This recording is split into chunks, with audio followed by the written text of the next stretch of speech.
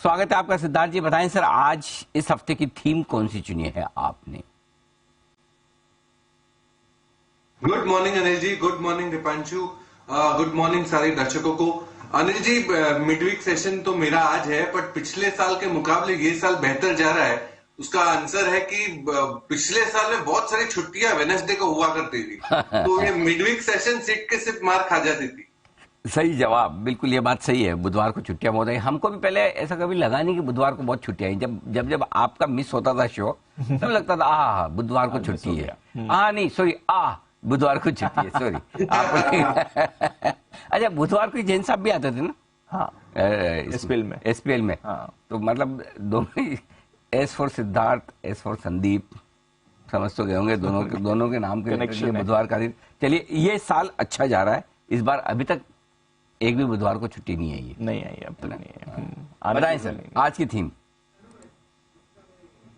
बिल्कुल सर, आज की जो थीम है वो बैकबोन है। और बैकबोन की जब हम बात करते हैं, आप अपनी पूंजी बनाते हैं, पैसा बनाते हैं, इनकम करते हैं, प्रॉफिट करते हैं, रखते हैं कहां? बैंकों में। तो आज का जो थीम है वो है जमा पूंजी।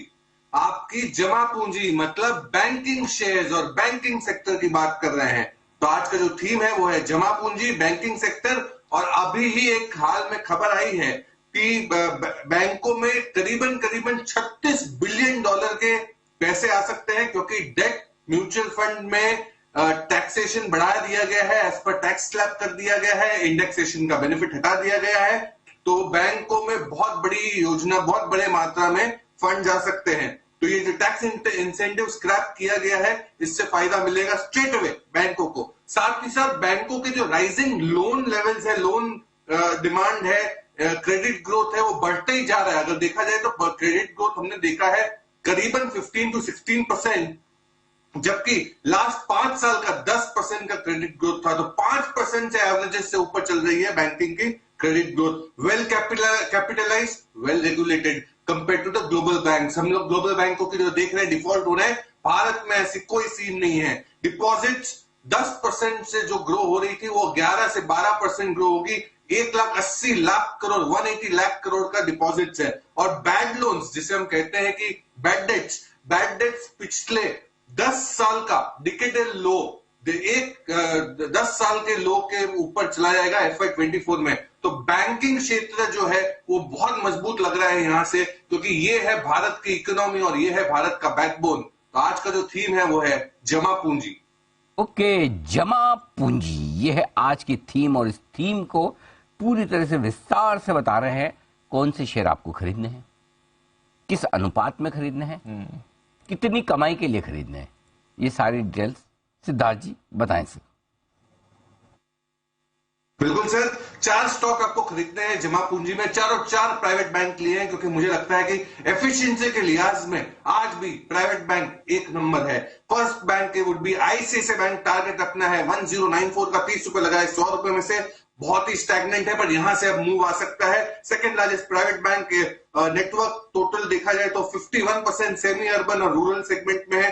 तीसरे तिमाही के नतीजे दमदार दिखे, 35% से एनआईआई, निम्स 4.7% से ग्रो हुए हैं, मुनाफा 34% से ग्रो हुआ है और एडवांसेस करीबन 20%, 19.7% पे है। तो हेल्दी लोन ग्रोथ है, कंटिन्यूस जो ऑफरिंग है वो दमदार है और एसेट क्वालिटी काफी स्टेबल है आईसीआईसीआई बैंक की। दूसरी कंपनी होगी वो है इंडसइंड बैंक। टारगेट रखना है 1408, 1408 रुपए का, 30% फिर से लगाने हैं 100 रुपए में से। 2400 ब्रांच है। व्हीकल फाइनेंस में काफी अच्छा इनका एक पोर्टफोलियो है, 26% का एनआईआई आता है। लोन ग्रोथ इनके भी 19% से ग्रो हो रहे हैं, निम्स 4% के ऊपर। और मैनेजमेंट गाइडेंस दे रही है क्रेडिट ग्रोथ की 18 से 20% का वाईओवाई बेसिस पे। तो ये होम लोन सेगमेंट में भी घुसने की कोशिश कर रहे हैं, एंट्री ले रहे हैं जहां से अच्छा यील्ड मिल सकता है और सेफ सेगमेंट है। तो इंडसइंड बैंक 1408। तीसरी कंपनी होगी federal bank, mid cap bank. Target बहुत बड़ा, 180 का, 1 साल का पर्सपेक्टिव, 20 रुपए लगाने हैं 100 रुपए में से।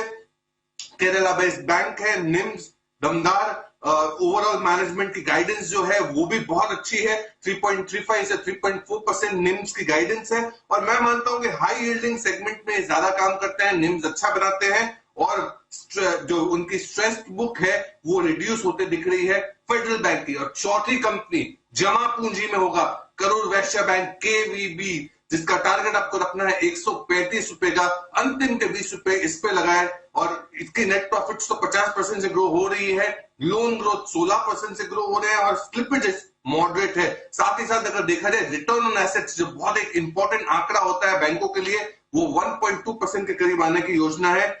मार्जिन बेहतर होते जा रहे हैं। तो जमा पूंजी, आप अपने पैसे तो लगाते हैं बैंकों में, बैंक और अच्छी कमाई करके दे, इसके लिए निवेश करना चाहिए आपको जमा पूंजी में। देश का बैकबोन है बैंकिंग स्पेस। ओके, तो यह है बैंकिंग शेयर जहां पर खरीदारी करने की राय आपके लिए आती हुई जमा पूंजी। ये पूरी की पूरी बढ़िया और बेहतरीन थीम लेकर आए हैं सिद्धार्थ जी। सिद्धार्थ जी बैंकिंग सेक्टर पर बुलिश हो गए, बढ़िया थी है ना? बढ़िया, बहुत बढ़िया। सिद्धार्थ जी, इसमें एक वो मिसिंग है, एसबीआई नहीं आया इस बार। ऐसा है अनिल जी, हमने पूरा ही प्राइवेट बैंकिंग स्पेस को चुना है।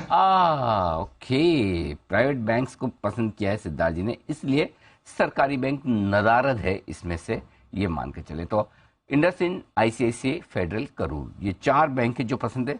आप अपने पोर्टफोलियो में इसका चयन कर सकते हैं। सिद्धार्थ जी की तरफ से राय। धन्यवाद सर, बहुत ही बढ़िया है जी।